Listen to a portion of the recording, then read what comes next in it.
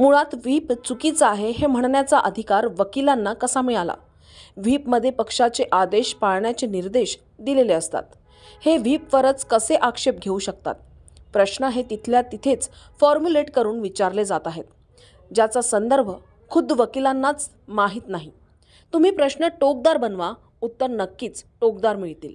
मुळात व्हीप चुकीचा आहे हे म्हणण्याचा अधिकार वकिलांना कधी आणि कोणी कुठच्या पक्षाने, जो पक्ष ज्या पक्षाचे प्रतोद व्हीप काढतात, हा व्हीप मुळात पक्षाचा पक्षादेश असतो आणि पक्षादेश हा त्या पक्षाच्या सदस्यांसाठी असतो.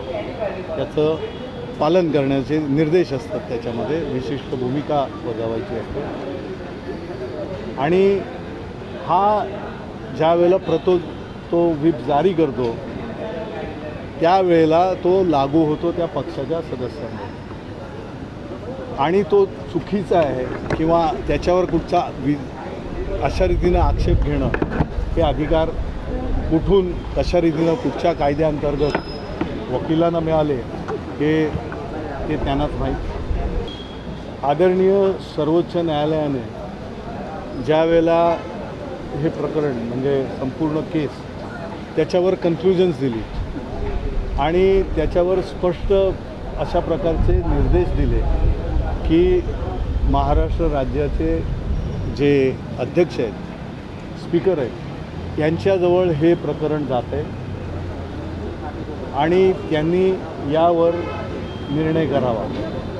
त्या ह्याच्यामध्ये कन्क्लुजन्समध्ये बऱ्याचशा गोष्टी कन्क्लुजन्स म्हणून त्यांनी दिलेल्या केसच्या निर्णयामध्ये आहे आणि तोच भाग स्कोप ठरतो या संपूर्ण ट्रायब्युनलसाठी. या ट्रायब्युनलने त्या प्रकारे हिअरिंग घ्यावं, त्या प्रकारचं युक्तिवाद व्हावा, त्या प्रकारे क्रॉस व्हावा. आज क्रॉस करताना विटनेस म्हणून सुनील प्रभू जे शिवसेना पक्षाचे आमचे प्रतोद आहेत, त्यांना ज्या पद्धतीनं प्रश्न विचारण्यात येत आहेत, त्या प्रश्न आता तुम्ही म्हणालात कितीतरी 42 प्रश्न 40-42 प्रश्न विचारले, तर त्या प्रश्नांमध्ये तोच प्रश्न रिफ्रेश करून वेगवेगळ्या पद्धतीनं विचारून की ज्या ह्याच्यामध्ये काही वेळेला अध्यक्ष महाशयांनासुद्धा त्या वकिलांना सांगण्यात आलं की त्यांनी ह्या गोष्टीचं उत्तर दिलं आहे, परंतु तरीही कारण मुळामध्ये आपण जर पाहिलं तर एखाद्या गोष्टीचं विषय असेल आपल्याला आणि त्याबद्दल जर त्या विषयाचे बद्दल प्रश्न विचारायचे असतील तर त्याचा एक अभ्यास असतो, आपण वाचतो, आपण त्या ह्याच्यामध्ये आपलं स्वतःचं हे करतो आणि मग प्रश्न फॉर्म्युलेट करतो स्वतःच. इथं आपण पाहिलं असेल तर ते वाचता फॉर्म्युलेट करतायत स्वतःच. म्हणजे इथं एक वाचलं, दुसरा परिच्छेद वाचला, तिसरा परिच्छेद वाचला, अशा प्रकारचं जे होतं आहे. त्यामुळे त्यांची तयारी स्वतःची कितपत आहे आणि जो प्रश्न ज्या प्रश्नामध्ये इरेलेव्हंट ज्याला आपण म्हणतो की ज्याचा संदर्भ आणि हे ते स्वतः हे होत नाही आहे, मग त्यामध्ये आपलं चातुर्य, ते वाक्चातुर्य किंवा हे दाखवणं वकील म्हणून या प्रकारचा एक केविलपणा एक्सरसाइज होताना दिसतो आणि त्यावर भाष्य करणं बरोबर नाही, कारण न्यायप्रविष्ट आहे, आज लवाद आहेत, ते कुठच्याही गोष्टी त्यांना पाहिजे त्याप्रमाणे विचारू शकतात. परंतु सर्वसाधारण एक मत जे आपल्या एक याचं बनतं त्या ह्याच्यावरून तुम्ही तुमचे प्रश्न टोकदार बनवा, टोकदार उत्तरं मिळतील.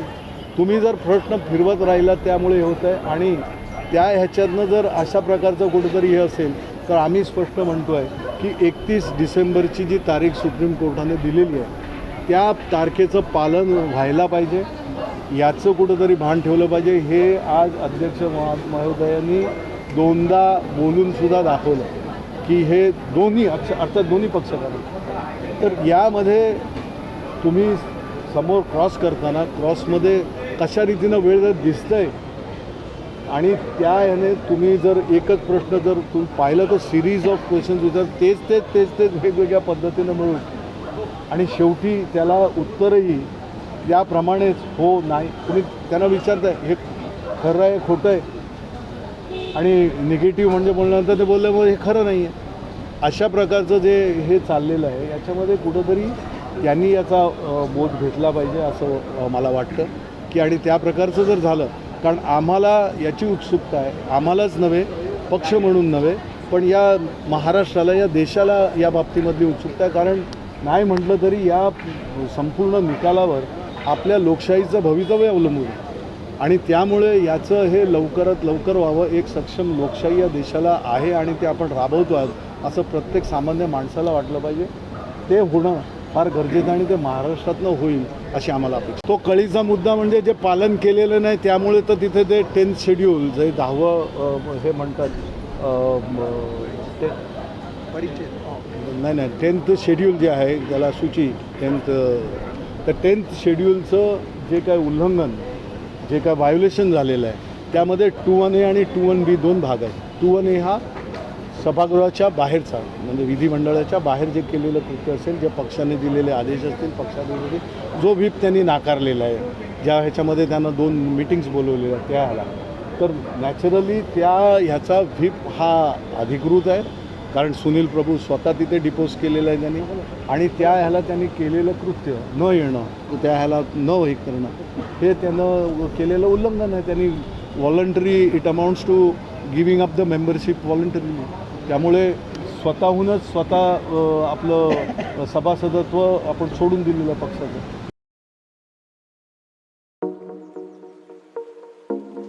आसमान महिला क्रेडिट कोऑपरेटिव सोसाइटी जिला नागपुर लेकर आया है आप सभी के लिए दिवाली के अवसर पर खास ऑफर। आसमान महिला क्रेडिट कोऑपरेटिव सोसाइटी में आपको देखने को मिलेगी कई सारी योजनाएं, जैसे कि दिवाली धमाका योजना, जिसमें सीनियर सिटीजन और महिलाओं को स्पेशल FDR पर 10 से 10.25% तक का ब्याज मिलेगा। आसमान लखपति योजना में इन्वेस्ट करने में 72 महीने में 1 लाख रुपए पाए और 6 साल में बने लखपति। इतना ही नहीं, आसमान महिला क्रेडिट सोसाइटी आपको देगा आपके सेविंग्स अकाउंट में 4% तक का ब्याज। साथ ही में वे उपलब्ध कराएंगे gold loan, emergency loan, personal loan, vehicle loan, housing loan और भी बहुत कुछ। हमारा पता झंडा चौक नटराज टॉकीज के अपोजिट महल नागपुर। संपर्क करें 0712-299-5545 और 9850396080 पर।